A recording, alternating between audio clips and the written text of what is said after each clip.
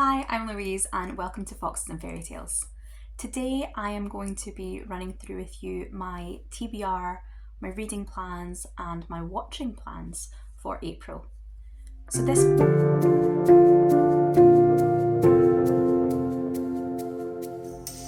is the most 90s piece of clothing I can find, and oofed, it reminds me of a hairdresser's bib. But anyway, moving aside, the first thing that I'm going to be talking about for April is Old School April. This is a readathon, watch-along activity event that spans the entire month. It is hosted by Slime and Slashers, and this is the first year that I have considered taking part. April tends to be quite a quiet month for me in terms of real life and work, so even though I always have April as my Magical Readathon month, I have decided that I have found a way to make both work this year. For Magical Readathon, which we'll talk about in a moment, I will be picking my books the same way I always do. However, if they line up with any of the prompts and points for Old School April, I'll be submitting them for that. More importantly though, with Old School April, there's also a kind of watch-along or watch-a-thon element. This is that for every TV show or movie that you watch, you are able to get points for your team. That can be as simple as 1 point per episode of a show. Or for movies, there is a whole host of prompts the same way we would usually get in a readathon, and you could submit a movie for multiple prompts to gain points. I find this really interesting because I've never seen another kind of activity month where watching television and films was included in the process in an actual points-based way. I have had some where they've been, if the readathon has been based around a movie or a TV show, then watch the film, watch the show as a kind of bonus live event. But this is the first time I've seen anything quite like Old School April. The event itself is kind of 80s, 90s, early 2000s themed. It's that kind of Nicktoon era, lots of 90s colours and things like that. But anything you watch counts. I tend to read more than I watch, but I do enjoy quite a lot of television, and I'm excited to work that into my goals for the month. I will be trying to watch some of the things that I consider to be old school and nostalgic, and then I'll see how they fit into the prompts. The Lost Boys, which is a vampire movie from the 80s. Labyrinth, which is one of my all-time favourites and has David Bowie in an incredible pair of jodhpurs. Pretty Women, the most romantic prostitution movie I know. And another one of my all-time favourites because this is one that my mum really loves. Kindergarten Cop is one of my favourite Arnold Schwarzenegger movies. My dad is a huge Arnie fan, so a lot of the real action Arnie movies are to me what Disney movies are to other people, and I consider them real comfort childhood films. I was always really surprised to find that Kindergarten Cop isn't a children's film, but it does have a lot of kids in it, and I think it really fits that happy, nostalgic vibe. The final movie that I might try and get in is the Rocky Horror Picture Show. I actually watched this just a couple of months ago during the Get to Clue readathon, because in my head, Cluedo, the Clue movie with Tim Curry, Rocky Horror, Clue, the two bounce back and forth, and if you watch one you have to watch the other. So I had a movie night where I watched Clue with Tim Curry and then Rocky Horror with Tim Curry. This time I have no real reason other than it kind of fits in that general era, and I'm always up for watching the Rocky Horror Show. There are also some TV shows that I think I might want to watch. The first is Dinosaurs. This is one that was from my childhood, so I think was the 90s. And it's exactly what it sounds like. It's big animatronic dinosaurs, but in a kind of family sitcom way. It does actually have quite a serious climate change related ending, which I'm surprised it got away with in its time, and I definitely don't think it would now. I remember this being a really good show and really genuinely funny, so I'm looking forward to rewatching it because I'm pretty sure I've seen it on one of my streaming services. Another couple of live actions I would like to tackle would be The 10th Kingdom. This is more of a mini-series. I think it's maybe just 4 episodes. It's a portal fantasy where a woman from our world, I think possibly New York, and her tradesman dad get sucked through a portal and into this fantasy world where the evil queen is out to catch her. It's a lot of fun. It's really cheesy, but it's a lot of fun. And I do have the DVDs, so even if I can't find it, I know I can watch it. I'd also like to put on some Golden Girls because I love Golden Girls, and why not? Finally, the live action I would like to watch, if I can find it, is Beauty and the Beast.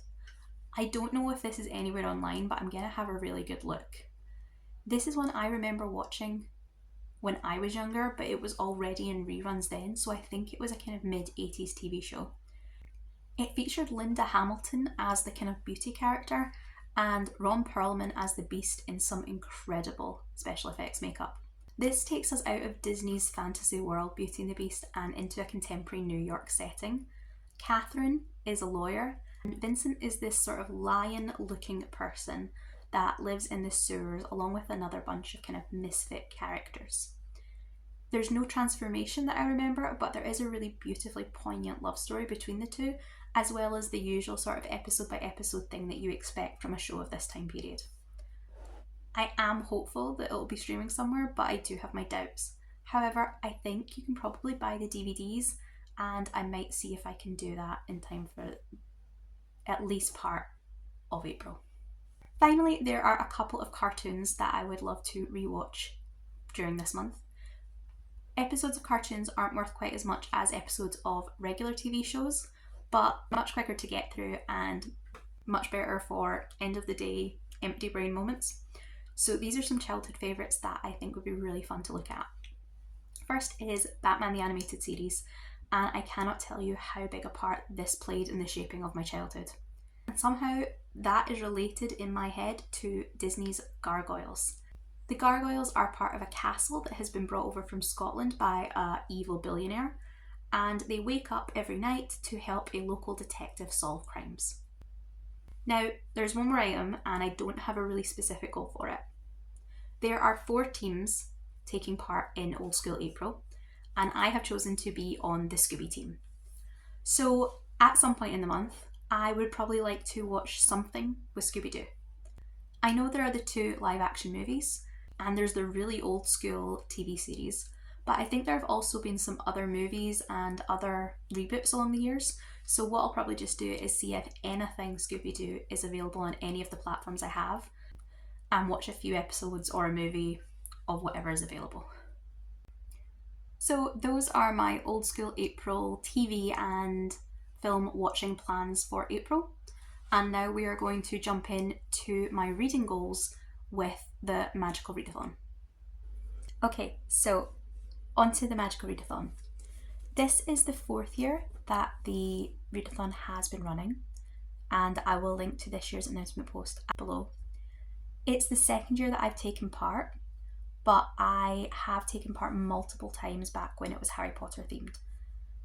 I missed a year because I was too busy, and then I did get a little intimidated the 2nd year because the Readathon does seem, coming in to it as an outsider, very complicated. I don't think it's as complicated as it appears once you start looking into it, but G has done so much work, she put so much effort into this readathon that it can seem a little overwhelming when you see people talking in the Discord or when you look at the amount of videos there are or the amount of files in the G drive. However, if you are interested in taking part, you can boil it down to something a lot more simple, and once you get your feet, you can start adding in elements. I think it's one of my favourite readathons, so I really recommend if you're interested you do check it out. I did create my character last year, and although the kind of official rule is that your character picks a calling and then works through it for 4 years to graduate, there were some new callings introduced in this video, this year's announcement, and I cannot pass up the chance that it has given me. So last year my character was doing Demonologist, but this year a new calling has been created, which is Tomebinder. And if you see my Instagram or hear me talk, I this year have become really, really interested in bookbinding as a hobby, so this was such a perfect fit that I just couldn't miss it. The tome binder calling only has 4 subjects, so 4 books that you have to read in the spring semester. And personally for me, this was just a little on the unchallenging side because April just so happens to be one of my quietest months at my day job. And also April tends in Scotland to be just a month of torrential rain. So I wanted something that's going to keep me quite busy. I think I said obviously with Old School April, I'll be trying to watch more specific shows. I want to have lots of choices for reading as well. So I had a look through the callings and there were 2 other callings that I thought just would fit perfectly knowing what I know now of bookbinding itself. So my character's going to do tome binding as their main calling, and that's the one I'll be counting as the kind of the points. And then they are going to do kind of unofficially as extra credit, shall we say, story weaving and thread mage.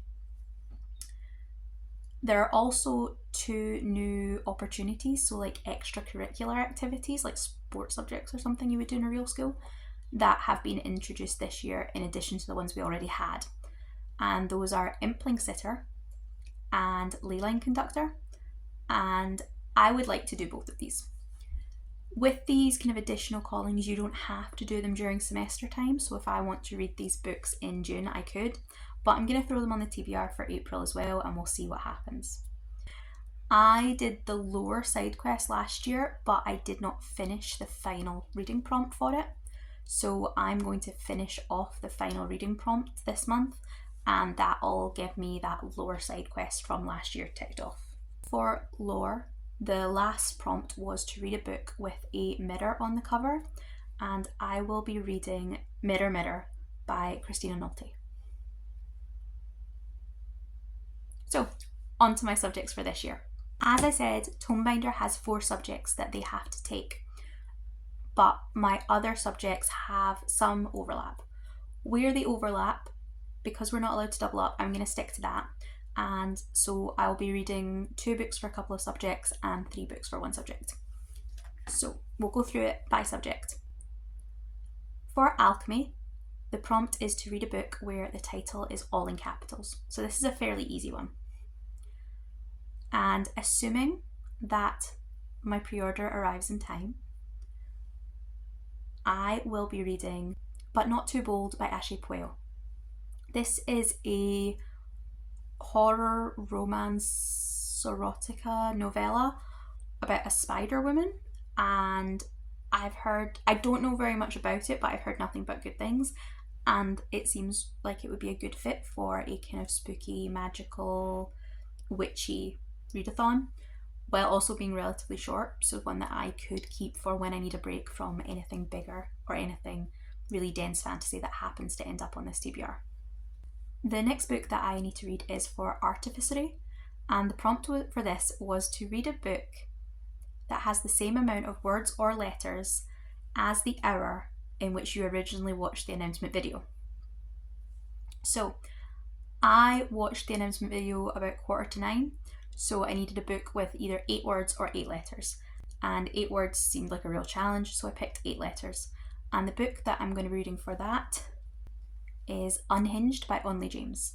This ended up on my TBR for Realmathon this month, but I didn't get to it, and I still don't know much about it other than that I think it's a dark romance, possibly with a kind of mafia or criminal element.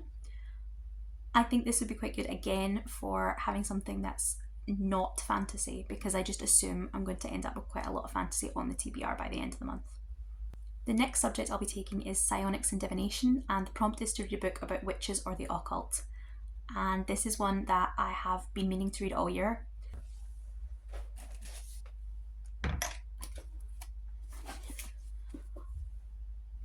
I'll be reading Wicked by Gregory Maguire. This is going to be a reread for me, technically. I read Wicked about 15 years ago when I first saw the musical, and I will be honest, I did not like it. I violently did not like it. I did read Wicked though, and I read the first sequel, because at the time there was only 2 books in the series, Son of a Witch, and I didn't like that one either. But I think the reason I didn't like it was because it is so different from the musical. It's a lot darker and a lot more political, and I think firstly it wasn't what I expected, and secondly it wasn't what I was looking for at the time. But also I was a lot younger, and I think it was maybe some of the political things I just wasn't mature enough to appreciate at the time. Having watched the new musical now multiple times, I am back in that hyperfixation headspace. And actually now I do love political fantasy books and books with darker themes, so I think Wicked might really work for me this time. So I at the very least want to give it a fair shot. If I enjoy it, I can carry on with the series. I think there are now 4 books to finish it out. But if I don't, that's fine. I'm not expecting it to be a new favourite. The next book I have to read is for lore. This is a subject again this year. Last year we had a lore side quest which had multiple books in it instead. This year we're back to having 1 book for the subject. The prompt for lore is to read a book with a musical term in the title. This can either be something really straightforward or it can be something a little more off the beaten track. I have the Hymn to Dionysus by Natasha Pulley on my most anticipated TBR for this year. I have an arc of it on my Kindle, and this is absolutely the perfect time to read it. I do think with it being Natasha Pulley, it's probably going to be quite an intense read. So this is the kind of reason that I set quite a lot of kind of romance and light reads when I could fit them in.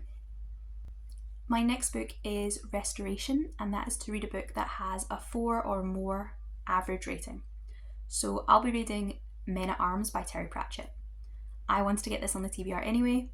I am going to see a live production of Feet of Clay in June, and so before I go see Feet of Clay, I would like to have read the 3 books in the Guards series that take us up to that. So I've already reread Guards, this will be Men at Arms, and then I'll read Feet of Clay before I go to see the show. The next subject is Art of Illusion, and the prompt for this is such a good one. It's a book that you already plan to read this month. So I have lots of things I could have picked for this. I am doing the Buzzwordathon, so there's 2 books there. I am doing the Sci-Fi Title Challenge. I am doing our Fantasy Bingo, the Golden Girls monthly readathon. There are lots of books that I kind of would like to get onto my TBR anyway, and this is a great place to put them. So I need to do this subject twice because it turns up in 2 of my callings.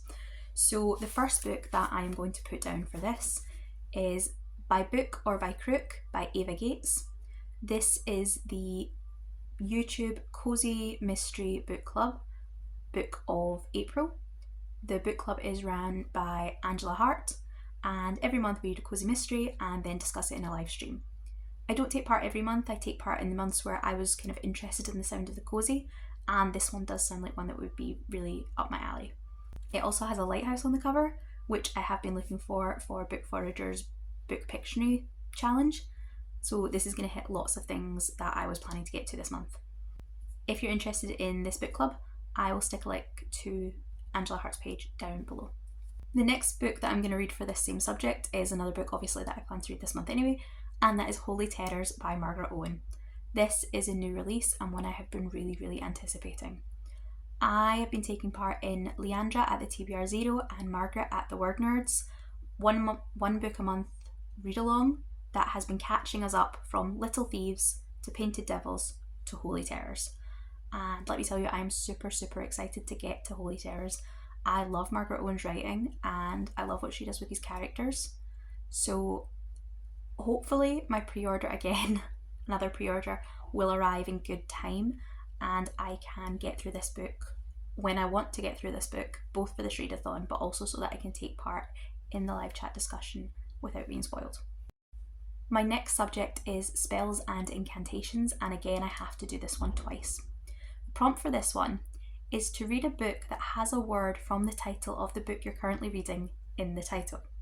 And the book was suggested that it was the book you were reading while you were watching the announcement video.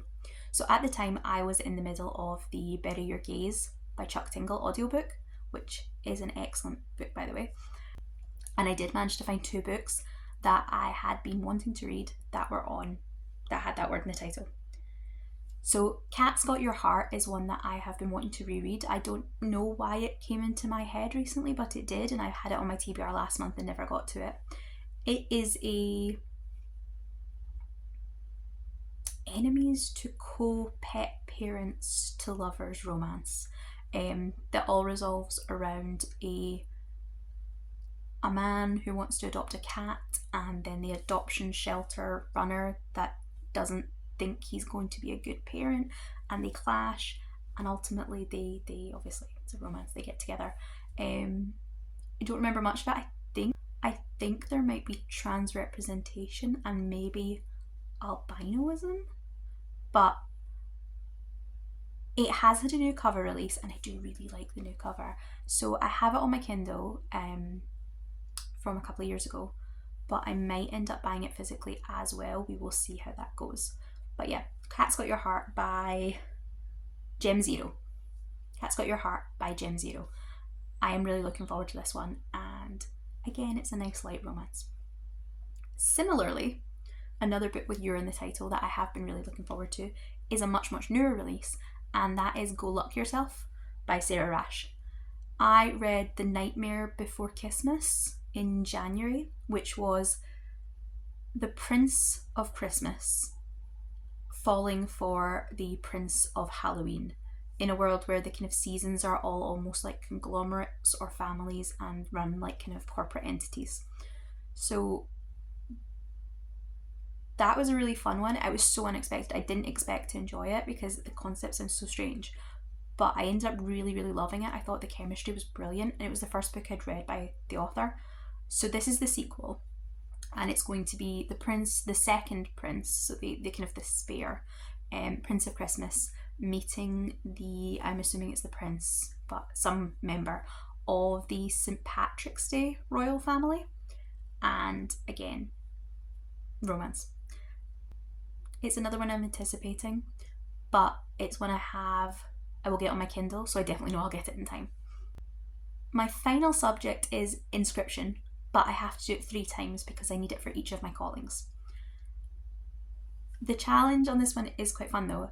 It is to read the first sentence of 3 books and then read the book that most appeals to you. So it's the first sentence challenge, but using it as a prompt. So because I need to do it 3 times, I decided to actually pick 3 batches of books so that I'm not tempted to just use the book that maybe like comes second. So my first grouping, shall we say, is Soul Guardian by Alex Cairn, The Ninth Reign by Jen Williams, and Nepo by S.A. Knopf. My second grouping is The Hunter's Gambit by C.L. Perlow, Quercenera by Alex Crespo, and Icarus by Kay Ancrum. And the last grouping is Graceling by Kristen Crasher, Victorian Cycle by Virginia Fieto, and The Immortality Thief by Taryn Hunt. I have some of them as physical books and the rest are ebooks. So what I will do is when it comes time to pick up a physical or ebook and I'm in the mood for that prompt, I will read the 3 first sentences all at the same time and I will pick my book then rather than doing it now, because I think it'll add a little bit more randomness and a little bit more unpredictability to the month instead of me getting bored if I just have a list to work through of books. All the other books obviously on my TBR this month are preset because they fit reading challenges for this Magical Readathon, and that'll just add a tiny bit of a mood reading element that hopefully will do when I'm looking for something that I'm not in the mood for anything else. So that's my Magical Readathon TBR. By my math that I have not really been tracking, I think that gives me 15 books for the month. I think I had 12 on my callings, then 2. I think that gives me 16 books for the month because I have 12 I think for my callings, 2 opportunities, 1 group book, and the one from the lore side quest. So I think that's 16 books, which, as I said, That's definitely a challenge. It's not an easy month, but I do have probably a little bit more time this month. I won't be working into the evenings and things, so I should be able to get through more physical books than I usually would. Plus, Not Too Bold is a novella, and there's a couple of kind of romances that I should get through fairly quickly. I think the ones that are likely to slow me down would be Wicked and The Hymn for Dionysus, so I might try and spread those two, kind of maybe one more at the beginning of the month and one closer to the end. Unless, of course, the pick from 3, the Ninth Reign, looking at it does look like a chunky one. So again, maybe if that's the one I pick of those 3, I'll try and kind of weave it in with some easier reads. I'm really, really, really excited to take part in this readathon.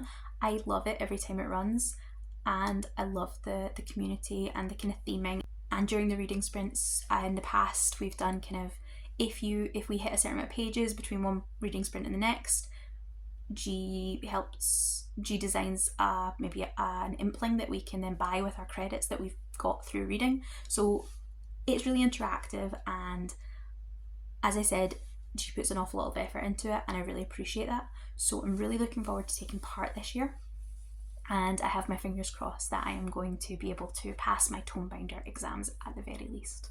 Those will be the books I'm prioritising, and I do expect I will get to more than those 4, but if it came down to it, if some disaster strikes, I would really love to at least get those 4 read. So let me know if you are taking part in either the Magical Readathon. If you are, let me know what subject you're doing, or if you are doing Old School April, let me know if you're doing more reading or more watching, because I've kind of, as I said, I'm definitely going to submit all my Magical Readathon books where and when they fit into the Old School April prompts, but I'm also probably not going to be specifically looking for kind of nostalgia-y books. I'm sticking more to television and movies on that side. So let me know if you're doing that readathon and how you're planning to arrange your time. I've really enjoyed making this video. I'd love to hear what you think. If you enjoyed hearing about the books I'm planning on reading, or you'd like to know how I'm getting on, then please follow me and like this video. I will see you next time. Goodbye.